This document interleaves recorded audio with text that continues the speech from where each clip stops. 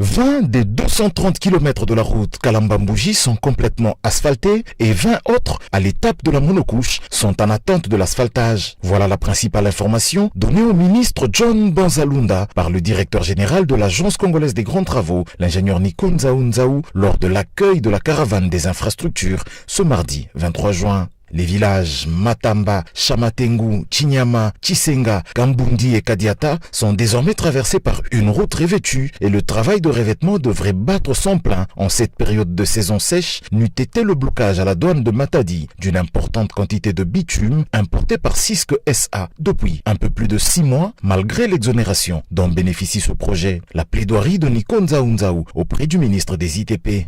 Au jour d'aujourd'hui, vous avez vu sur la route que nous avons arrêté les travaux d'asphaltage. Alors que c'est pendant la saison sèche que nous devons faire le maximum.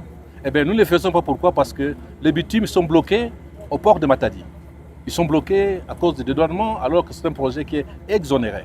Donc, je sollicite à son Excellence, Monsieur le ministre qui est ici, de pouvoir créer un couloir de manière à ce que tous les matériaux et matériels du programme sino-congolais soient traités en urgence, de manière à ce que nous puissions atteindre, n'est-ce pas, le but. Et notre but pour le moment, en ce qui concerne Kalambambouji, c'est de terminer les travaux en 2027, mais en 2026, c'est faire la moitié.